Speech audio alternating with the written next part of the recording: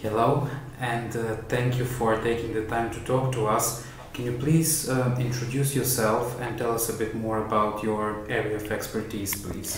My name is Dr. Джералдин Сканlън and I work at Døblin City Юнивърсити in Dublin in Ireland. My area of expertise is inclusive education. I started my career, my very early career, as an early education practitioner. So I would have over about 20 years experience in early education. However, when I moved into training myself, when I became a teacher myself, I became interested in the whole area of children who got left behind. And at that time in Ireland, we were just beginning to develop our whole inclusive policy towards children. So for my PhD, for studying in Ireland, I looked at the self-esteem levels of children who had dyslexia, ADHD, and compared them to children who didn't have those deficits. And what I found is that these children saw themselves as being different.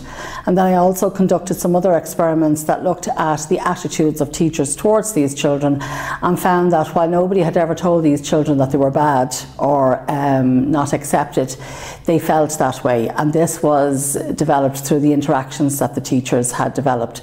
So there began my interest in changing attitudes of teachers towards being more positive about including children, and my work has taken me through that process. When we talk about inclusive education, what exactly do we mean? Interestingly, the School of Inclusive Education would have began looking at just specific needs of specific groups. So I suppose if we're to look at definitions, there can be a broad definition or a narrow definition. And AINSCO will tell us, for example, that the broad definition would be whereby we serve the needs of all children. And the narrow definition is where we only serve the specific needs of some children. So inclusion really is the broad definition. It's by looking at the needs that we need to serve where all children would have needs, irregardless of whether they have additional needs. For example, a disability like dyslexia, or a physical disability, or mild general learning difficulties. Can you give us a few examples based on your experience? For instance, how does a blind child learn to write, or how do we treat a child with autism who doesn't like the music during the group activities in the kindergarten? Okay, so in order for a child who is blind to learn, they need access to materials, particularly through their senses. And this has to be, in the early years, geared around things like sand, water, Play-Doh, paint, smells, sounds, and those different types of activities that will enable them to develop their senses that will help them navigate their world. A child with autism who doesn't like music is quite normal for a child with autism not to like music. However, in order for that child to be included, what we can do is perhaps put a set of headphones on them and hold their hand, and they don't have to hear the music anymore. It's a very simple step, but that's what I mean by inclusion, without actually excluding the child and saying, you go out of the room now because we're going to have music. If we want to have inclusion, we have to be able to try and see the world from their perception. A child for autism, for example, their brain functions completely different. So for us to impose what we see as our normality on them is morally wrong. You have had the chance over the past week to visit most of the kindergartens that UNICEF and partners have chosen to implement such inclusive education initiative. What are your first impressions or recommendations? How are those kindergartens treating children with disabilities? Well, first I will say that from an inclusive perspective, I look at all children. I don't only look at children with disabilities. And the reason I say that is that the process here in Bulgaria is extremely teacher-led, which goes against the principles of early education. Early education would tell us that children need to be the leaders and that the teacher is merely a facilitator of their learning. And what I witnessed in many cases was where the children are just passive vessels and they don't participate in the activities. The teacher tells them what they have to do, even down to what colour that they have to draw a line in, and the child has no choice. If we're to talk about inclusiveness, choice is the centre, I suppose the central concept that underpins that whole notion of inclusiveness. What I saw was perhaps that teachers were very dedicated, but dedicated in the model that they're used to working in, not necessarily dedicated to the needs of the child and to progress the child's learning. Also, I witnessed teachers being very affectionate and very lovable towards the children, but at the same time no provision for them to access the curriculum. For example, the little blind boy that I witnessed, who was in a loving and caring environment but had no access to the curriculum because there was no materials provided for him. So in that regard, we're doing that child a huge injustice, and we're actually excluding the child from this whole notion of becoming a future citizen of Bulgaria. How is he to become a future citizen of Bulgaria if we don't allow him access to the curriculum? You've also had the chance to talk of some of the major relevant stakeholders, interested parties in this whole process. For instance, the Ministry of Education and some of the regional authorities and so on. In your view, what is their vision for the inclusion of children with disabilities? Are they going in the right direction? I think I've changed that over the last few days. What was interesting was that when I would visit the kindergarten, the child with special educational needs was pointed out to me, and this would go against the whole philosophy of inclusion. However, I think that when I spoke about what the concept of inclusion actually is, that they understood that the child was to be integrated and amalgamated with other children, not specifically just attended to the detriment of also attending to the other children. So the stakeholders, I think, are interested, and they know that this has to be progressed, but I don't think they actually quite understand yet what inclusion is. And I think they will only start to do that once they engage in the project and start to actually look at the different sets of indicators and how they welcome parents and how they cooperate with each other as staff and how external agencies cooperate, etc. Once they start doing that, the minute they start doing that, they become more inclusive. You've already mentioned how important it is for the child to be active, to have an active role in the kindergarten and in the group among his or her peers. Can you tell us a bit more about the concept of child participation and how it empowers and includes the child? Okay, so child participation would be, for example, where you have these what you call teaching episodes. In other settings across Europe, you would see children being offered different types of activities and having free choice to do that. So, for example, at one table, children could be cutting and pasting and creating pictures, whichever they want to create. At another table, children could be playing with water. At another table, children could be engaged in pre-writing skills. And at another table or a centre, the book corner, the child could actually be engaged in books. But the same theme is running across the activity and the same language is being used, and the teacher moves from the table to table and assists the child in their learning as opposed to dictating how they should learn that material. Children learn in a concrete and interactive way, not by being talked at, but actually involving themselves. So by this word participating actually gives them the active ingredients whereby they are actually learning by doing, and that's how young children learn. They learn by doing, and they experience success, and success is very, very important. There is no right or wrong way to do something. The important part is that I participate. So by participating, I increase my motivation. Piaget will tell us that the minute a child doesn't experience success, their motivation becomes reduced, and because of that they withdraw from their environment. He would also tell us that in order for us to develop and for children to develop, they need to be active in their environment. So if they're not experiencing success, they will withdraw. So that's why it is so important for children to actually experience success to whatever level that they appear to understand that their success is. then that is what I mean by participation. Do you think that it's time for a greater shift in public perception when we talk about children with specific needs or disabilities? I mean, should we start looking at their specific needs as an opportunity in terms of diversity, not necessarily as a problem or as a challenge? Yes, one of the key concepts in inclusion is that we view the child, we don't view the child as a problem.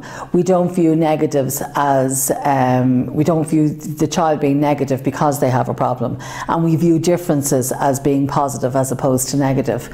So from that perspective, looking at the needs as opposed to the label that a child might have is much more important, because we don't necessarily have to have a label. We all have needs as human beings. Some of us have more needs than others, and that is what is the kernel of inclusion, really, is this whole notion that we are addressing the needs of the child. The child may not need that intervention all of the time, but at this moment in time, that is what they need. So if we look at the needs as opposed to the category or to the label, then that will help us to involve the child more and also to include them. Can we ever achieve an ideal, a full state of inclusion? No, because inclusion is a fluid activity. We will always have people who are different, because by the nature of human beings we are diverse and we're different. So while a setting might think that they have just got there and they have, you know, that they've progressed and they've become really inclusive, a new child comes along with a different set of needs. So therefore, or a parent comes along with a different set of needs. So therefore we can't ever fully, I suppose, inclusion can never be fully realised, but we have to view it as a fluid system, and we can never say that we are an inclusive society, because challenges come up every day. There are many parties, many stakeholders involved in this whole process. So is there some kind of hierarchy when we talk about inclusion, or not? There is a huge hierarchy that I have witnessed here in Bulgaria, and one of the main ones lie in the universities who are responsible for teacher training. They really need to embrace and look at how teaching has changed in the 21st century, and really to engage in other methodologies as opposed to what has been done traditionally. So that is part of the hierarchy as far as teacher training is concerned. The hierarchy then does occur amongst different groups, so between different groups of professionals. But again, if we're talking about inclusion, we need to look at that, to bring that together as a collaborative process, so that you are no better than I, because we all bring to the table something different.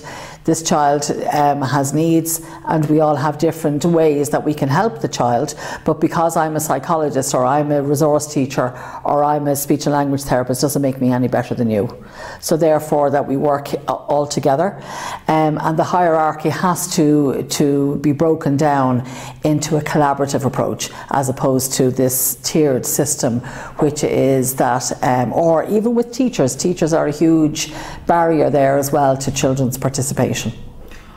Based on your experience, your observations, is it often enough, or on the contrary, that parents, teachers, the authorities or experts ask the mere question, how can I help you, when they talk to the child, when they interact? Yes, I think one of the most powerful things you can do for a child is to ask them, how can I help you? What can I do that can help you learn better? What can I do that can help you make friends easier? Those type of questions. Children understand those questions, and people will say that, you know, children don't know that they are different from others. They only become different because we treat them differently. We can't treat everybody the same, it's not possible. You have 5 children in a family, and a parent will say, well, I don't know why that one ended up being on drugs because I treated them all the same. You can't, because we all have different temperaments and different types of personalities.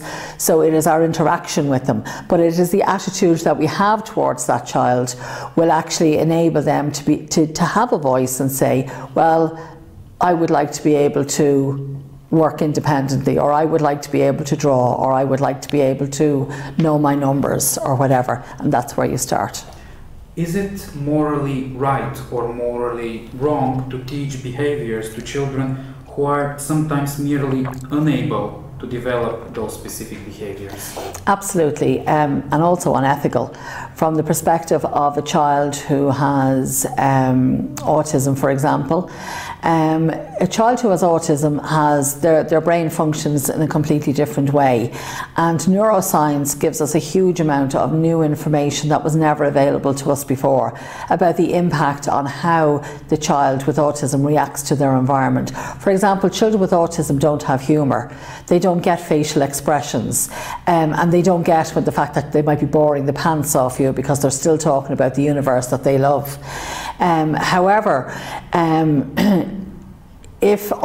also another part of that is that that they I suppose they don't realise that you have a state of mind, so they don't understand that you have an opinion. They only see that they have an opinion. You can teach that to some children with autism, but to other children you can't. And you can't force a child to be sociable when they don't have the actual neurological capability to be sociable. So that's what I mean when I say about teaching behaviours that is not appropriate for those children, because they are quite happy in their world. They don't want to be mixing. I mean, the world is made up of differences, and if we were all the same, we would be very boring societies. My final question would be, how do we develop an inclusive culture in the whole society? Can you perhaps tell us of some experience in your own country? Yes, the progress that you have made in your country? I think the way that we have become a more inclusive society, while we would have been similar. Anybody who was different was put away in an institution, and what you would have seen happen in the rural areas was that people didn't want their children to be away from home, so they kept them with them. So rural areas in Ireland were very much responsible for the beginnings of inclusion in many ways, because the community accepted and looked after that child with the parents as well. However, I suppose it has been a slow but sure progression towards educating ourselves. Education is the key, and coming out of our bubble and realising that there is a bigger world out there, and that there are different value systems and different attitudes that exist. And in Ireland for many years we didn't have any type of immigration at all. And then we did. So we were forced to actually face up to the reality that there were people coming from lots of different parts of the world to this very small island, because Ireland was so prosperous at the time. And it did create tension, but ignorance actually breeds contempt, and the government would have made very strong efforts to run public campaigns, and schools particularly are very, very good at running campaigns as well about different cultures and different celebrations and what's important and customs, etc. However, I think what we did find difficult was that when people came into our country, they were not prepared to learn, you know, any of our culture, etc. And we didn't want to necessarily go down the road of where Great Britain has ghettos of people who don't have any English and are second and third generation still living the same type of life that they would have lived back in, for example, Pakistan or India. So that hasn't happened. We don't have ghettoised areas now yet in Ireland. So public campaigns has been a big part of that, and I think the Irish by nature are very empathetic and welcoming, and I think that has been a huge culturally that's the type of people that we are, and that has been has had a huge effect on how we welcome and help newcomers into the country. We still have many challenges to overcome, and we're by no means perfect, and there would still be people who would suffer racial abuse and prejudice, etc. But I do think we are becoming much better, because there are people who won't stand for it and will challenge people on it and tell them that that's not appropriate. So we do stand up for other people's rights, and we have many organisations that stand up for people's rights as well. And social media is a huge asset and allows that to happen. For example, Twitter campaigns, Facebook campaigns, etc. I suppose help to disseminate the information that's required to help break down these attitudes of people. But it will take a long, long time. And as I said earlier, I'm not sure we'll ever come to the full realisation of inclusion, but we can try. Okay, thank you so much. Thank you.